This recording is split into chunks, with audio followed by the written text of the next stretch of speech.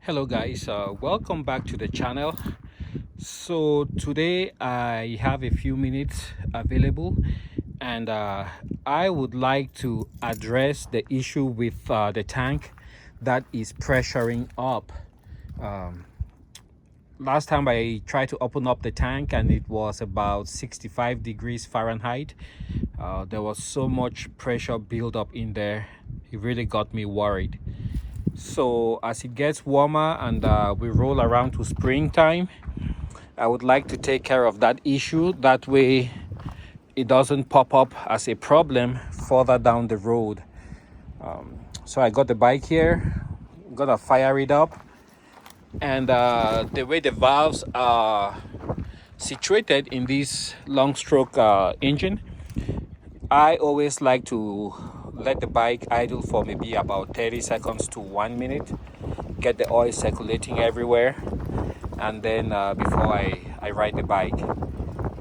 And you can actually hear the engine sound change once you get the oil everywhere.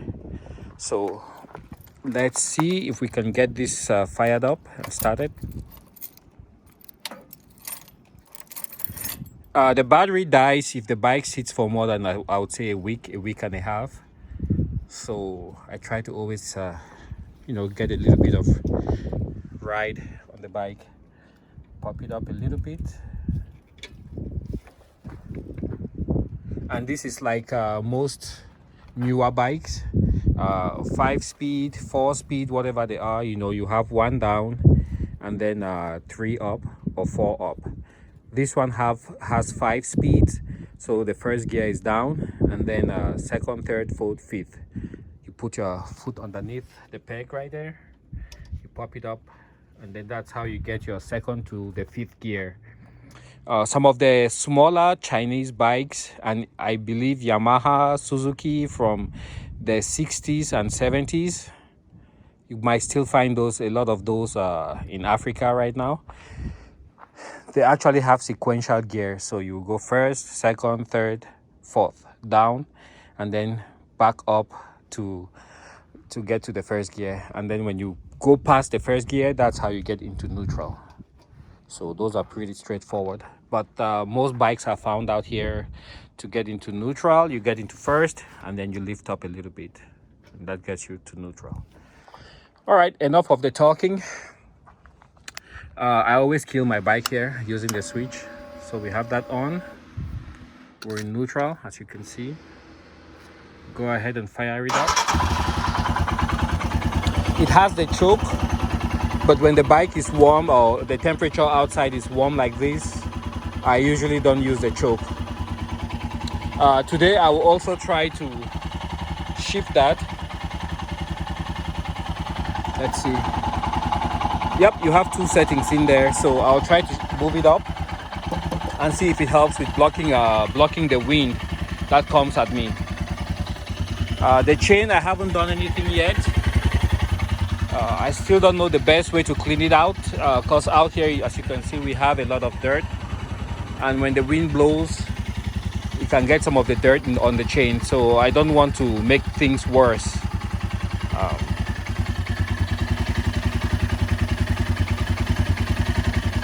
All right, I'll meet you guys when I take it over to the shop. All right, guys. So I got sidetracked a little.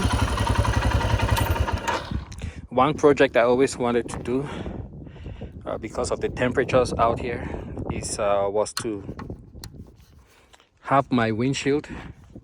You see how it's slanted like that? I'm gonna get it in a more upright position, and I will see how that does in the wind. So bear with me while I do this real quick. Hope there's nothing in there that will fall off. Oh yeah, there is. There is that little rubber washer. Yep, I think I got it. Put that on the tank. There's a washer in there. Now I don't know if that is on the windshield deal. Okay, let's get this other one out, see what happens. The reason I'm doing this is it gets pretty cold out here at times in the evenings. It feels like 65 degrees right now, but if you start riding, there's this cold breeze that's coming by. So I just have to lift it up to the next slot, which is somewhere there. I'll definitely feel a lot more wind resistance, but hopefully it's also more comfortable. So I lift it up to that next slot, which is about right there. Okay, and I guess I would have to get those rubber grommets and shift them up. No easy way to do that. The headlight is in the way. It's bumping on there. So let's figure this out. How to get the grommet out. Okay, I'll have to remove this and get everything out completely, and then I will be able to do the move. See you guys at the end. Okay, let's take another look now.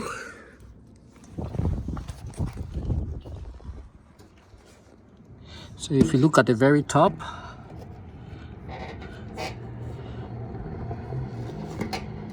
on the left hand side, you can see there's a tear in the hose. Let me zoom in.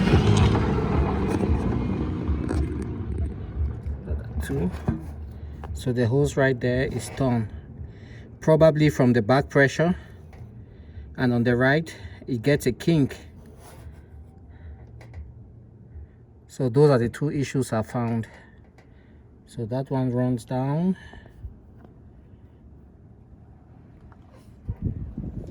and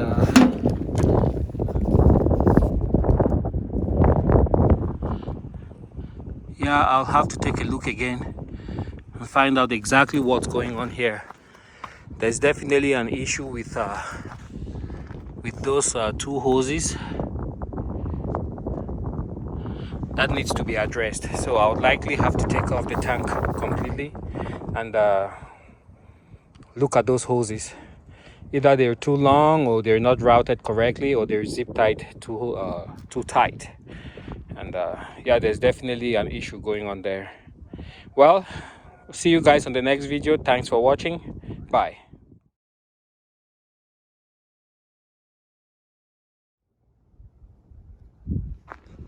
So we are back from the ride, and what I had to do was just come back and tighten those a little bit more, because during the ride I could feel it rattle a little. I could hear some noises. Maybe somehow it rubs on the headlight, that's why it made the noises. But yeah, okay, the next thing I have to do with the few minutes I have left is to, let's see about the tank situation. I'm just gonna address the vent so you guys can see. It's always pressured up. Okay, let's see what we can find out about that situation. Goes there.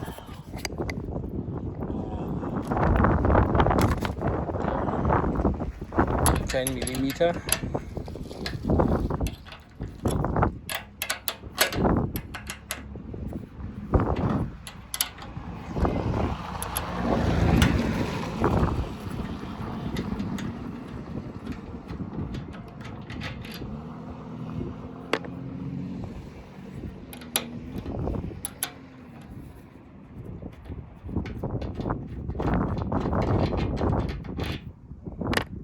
Okay, now we should be able to lift up the tank and find out why we are having issues. Put that down.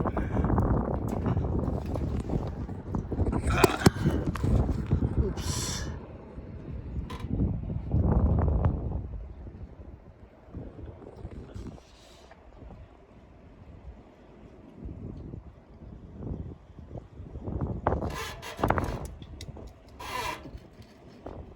All right, I'll put the camera away and take a closer look. Let you guys know what I find out.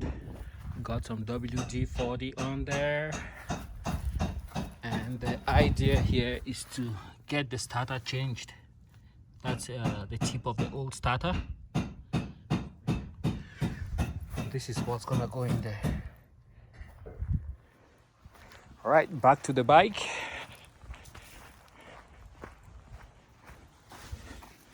His cigarettes empty. Okay, let's get going here.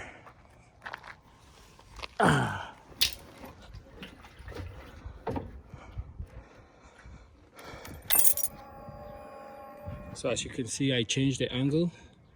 It's now very much upright. It's not sloping towards me anymore. We're in neutral. Started.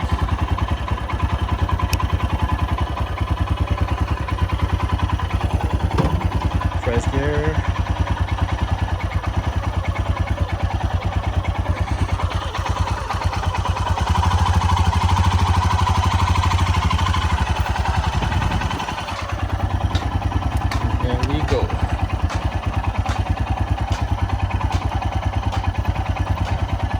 Feels kind of weird. It feels like I have more room in the while seated here because the windshield is so much more further out. That's the impression I get, and all of this is with the bike just idling. It tells you how much torque it has.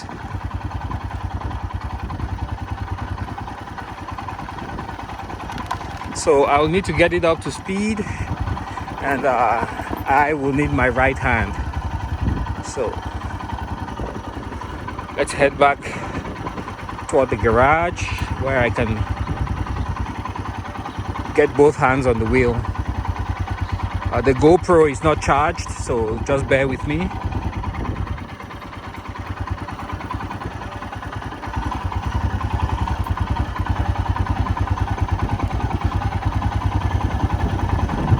I just love the torque on this thing.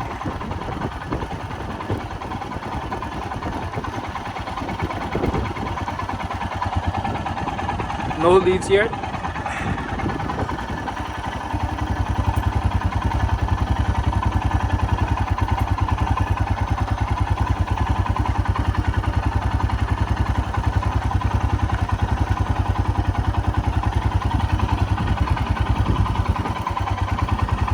It turns really tight, especially if you're not on pavement. The dirt helps with the turning radius.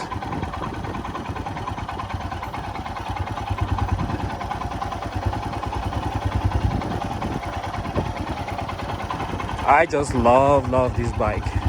It's really in its element when it's going slow on rough, uneven surfaces like this. All right, enough of that. Let me get on the road and see how this performs with the windshield in the new configuration. See you guys later. I'll come back with the conclusion. So I got the windshield out. That's what it looks like. And what I need to move would be this rubber grommet. I have to move it to the next slot up. Put that on the side. You put that there so it doesn't fall off.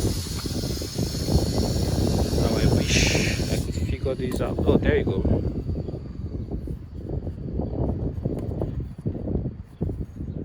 How do I get that on there? It's gonna be a bit tricky.